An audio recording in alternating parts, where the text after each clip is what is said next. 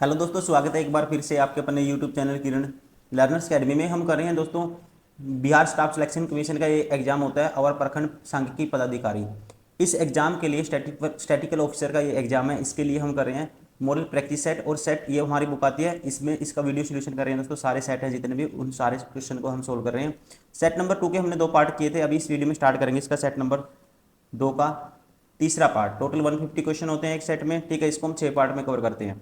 Playlist बनी हुई है, इससे पहले वाले आप क्वेश्चन पेपर भी आप देख सकते हो, काफ़ी आपके लिए यूजफुल होंगे सारे क्वेश्चन। क्वेश्चन नंबर 51 है, किसी चालक का प्रतिरोध इनमें से किस पर निर्भर नहीं करता। दोस्तों चालक का प्रतिरोध मतलब कि रेजिस्टेंस, ठीक है, किस पे निर्भर नहीं करता, किस पे डिपेंड नहीं करता। चालक की अनुप्रस्थ काट का क्षेत्रफल दोस्तों, ठीक है, इस पे डिपेंड करता है, ध्यान रखना आपको, ठीक। काट का क्षेत्रफल एरिया पे डिपेंड करेगा। चालक से होकर प्रवाहित होने वाली धारा पे ये डिपेंड नहीं करेगा। चालक का तापमान, टेम्परेचर, लेंथ, ठीक है, इन पे डिपेंड करेगा दोस्तों।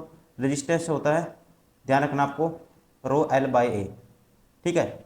ये एल पे भी डिपेंड करता है, एरिया पे भी डिपेंड करता है, ठीक है, और रो पे भी डिपेंड करता है, मतलब कि टेम्परेचर पे भी डिपेंड करता है। तो ध्यान रखेंगे, ऑप्शन राइट आंसर होगा इसका, किस पे डिपेंड नहीं करता, चालक से होकर प्रवाहित होने वाली धारा पे ये डिपेंड नहीं करता। Option second is correct.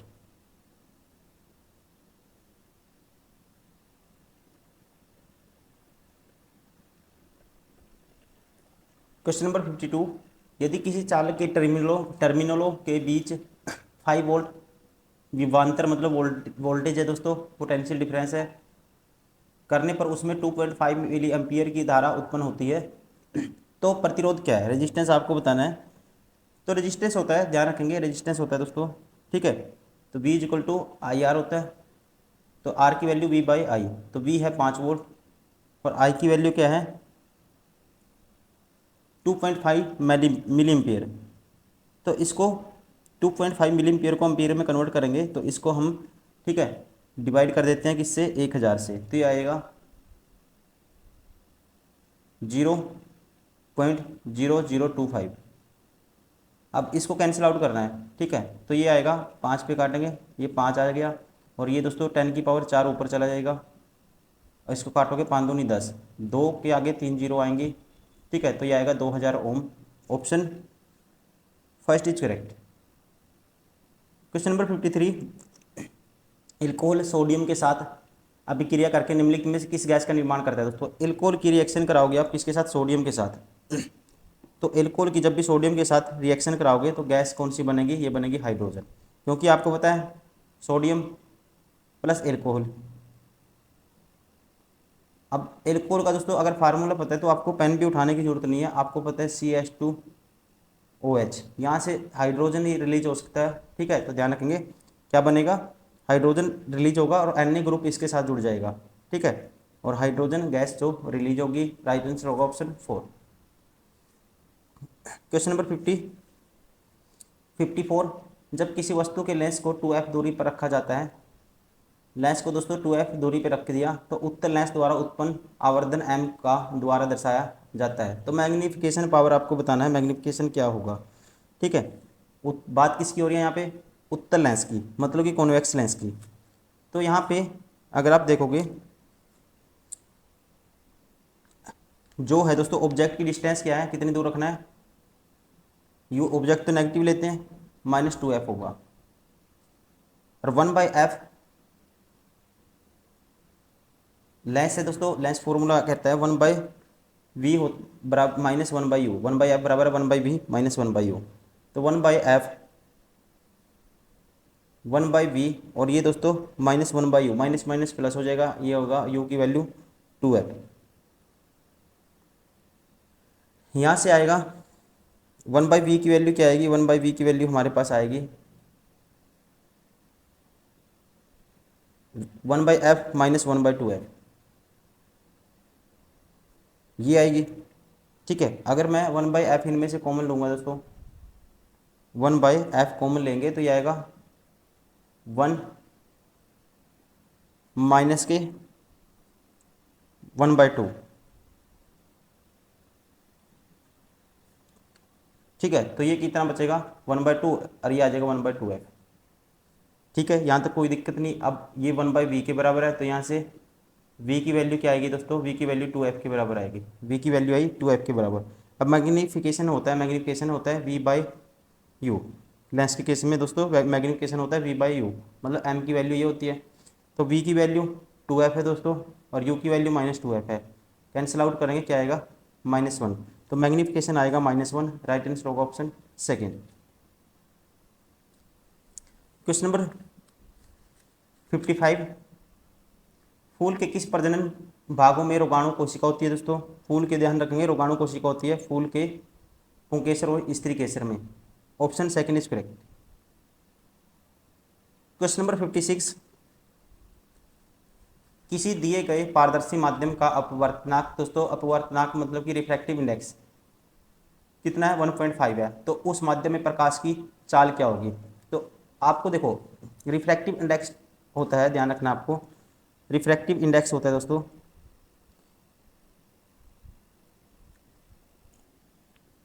Mu, light की स्पीड बटे में माध्यम की स्पीड, और इसकी वैल्यू है 1.5। सी की लाइट की स्पीड होती है दोस्तों 3 × 10⁸ मीटर पर सेकेंड, ये होती है आपको पता होगा, बटे में वी की वैल्यू बतानी है तो क्रॉस मल्टीप्लाई कर देंगे, ये बटे में 1.5 आ जाएगा, इसको काटेंगे 2 तो आएगा 2 × 10⁸ मीटर पर सेकेंड। ये ध्यान रखना है, ठीक है। रिफ्रैक्टिव इंडेक्स का फॉर्मूला आपको याद है तो आप निकाल पाओगे, क्योंकि उसकी वैल्यू तो दी हुई है। स्पीड, लाइट की स्पीड दोस्तों बटे में माध्यम की स्पीड किसके बराबर होता है, रिफ्रैक्टिव इंडेक्स के बराबर होता है, बस ये आपको ध्यान रखना है। तो इसका राइट आंसर होगा option first. Question number 57, dash बनाने में यीस्ट का उपयोग किया जाता है, यीस्ट का उपयोग किया जाता है शराब बनाने में, इनमें से ऑप्शन 4 इज करेक्ट।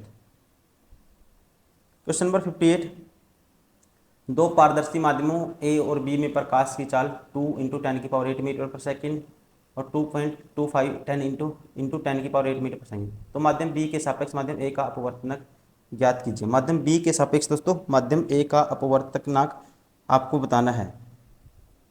अब जिसके रिलेशन में आपको बताना है ना, बी के सापेक्ष बताना है, तो बी की जो स्पीड, माध्यम स्पीड दोस्तों जो गिवन है कितनी है 2.25 10⁸ मीटर पर सेकेंड, ये ऊपर लेना है, बटे में देखो विद रिस्पेक्ट टू क्या निकाल रहे थे B, with respect to B निकाल रहे थे। आपको ये नहीं करना कि नीचे बी की स्पीड होगी, आपको उल्टा करना है, ठीक है। रिफ्रैक्टिव इंडेक्स होता है, ठीक है, तो आपको जो ऐसे v2/v1 स्पीड ऐसे लेनी है, तो अब विद रिस्पेक्ट टू बी निकालें, जिसके रिस्पेक्ट में निकालना है उसको ऊपर लेना, आपको याद रखना है। माध्यम बी के सापेक्ष माध्यम ए का अपवर्तनांक डैश के बराबर होगा, तो बी के सापेक्ष ए का बताना है दोस्तों, ठीक है, बी के सापेक्ष ए का, तो बी की स्पीड बटे में ए माध्यम की स्पीड, ए में माध्यम की स्पीड है जो भी होगी, ठीक है, ए की स्पीड इन माध्यम 2 × 10⁸, ये आपस में कैंसिल आउट हो जाएगा।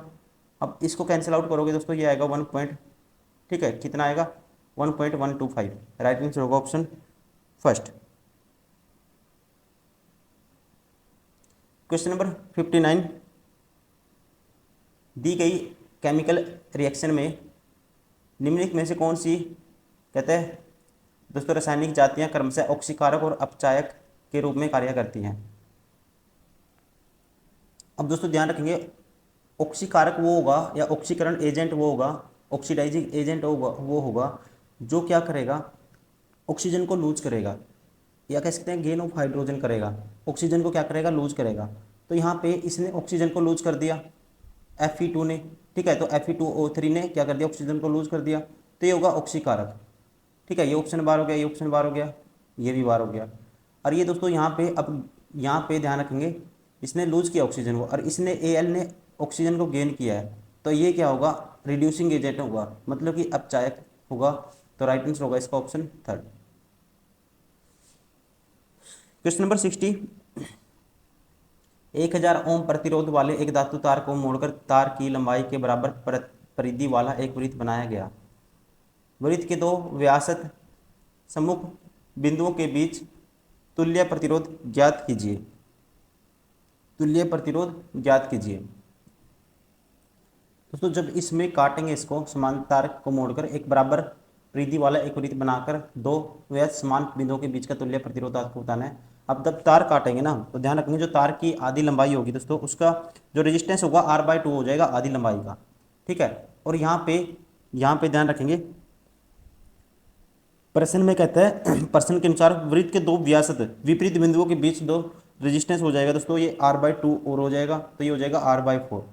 ठीक है, मतलब क्या हो जाएगा 25। Option 4 is correct. Question number 61, निम्न में से किस समूह के तत्वों में अम्लीय ऑक्साइड बनाने की प्रवृत्ति होती है दोस्तों? ठीक है, तो ये होती है, ध्यान रखेंगे, राइट आंसर होगा इसका ऑप्शन 4, सॉरी ऑप्शन सेकंड 16। जो भी ग्रुप 16 में मिलेंगे, ठीक है, जो ग्रुप 16 में एलिमेंट होते हैं दोस्तों क्या होती है, नॉन मेटल होती है। इनमें क्या होता है, इनमें ये प्रवृत्ति होती है क्या बनाने की, अम्लीय ऑक्साइड बनाने की, जैसे कि सल्फर हो गया, ठीक है, या कह सकते हैं सल्फर के ऑक्साइड हो गए। तो ये होगा इसका राइट आंसर होगा group 16, option second is correct. और इसमें और कौन कौन से आते हैं दोस्तों, oxygen, sulphur, selenium, tellurium, polonium, सारे के सारे क्या बनाते हैं, ऑक्साइड बनाते हैं, ध्यान रखना आपको। क्वेश्चन नंबर 62, धातु ऑक्साइड सामान्यतः डैश प्रकृति के होते हैं। धातु ऑक्साइड होते हैं क्षारीय प्रवृत्ति के दोस्तों। ठीक है, मतलब कि अल्किलाइन। ठीक है, कैसे, अल्कलाइन इन नेचर या कहते हैं क्षारीय in nature. Option 4 is correct. Question number 63, रंगहीन लवक क्या कहलाते हैं? रंगहीन लवक क्या कहलाते हैं? तो रंगहीन लवक हैं जो ल्यूकोप्लास्ट बोलते हैं जिनको, ठीक है, ये कहलाते हैं। राइट आंसर होगा इसका option second, leucoplast. Option second is correct. Question number 64, यदि अवतल दर्पण किसी वस्तु का वास्तविक उल्टा एवं समान आकार का प्रतिबिंब निर्मित करता है तो वस्तु कहाँ पर होगी? तो वस्तु दोस्तों ये क्वेश्चन बार बार पूछता है, सेंटर पर होगी। ध्यान रखेंगे जब भी कॉनकेव मिरर लोगे आप, ठीक है, अगर दोस्तों ऑब्जेक्ट सेंटर पे है तो इमेज भी कहाँ बनेगा, ऑब्जेक्ट सेंटर पे है तो इमेज भी सेंटर पे बनेगा, और क्या बनेगा, उल्टा बनेगा। ठीक है, राइट आंसर होगा ऑप्शन 4। क्वेश्चन नंबर 65, एक तत्व ए जल के साथ अभिक्रिया करके एक विलयन बनाता है।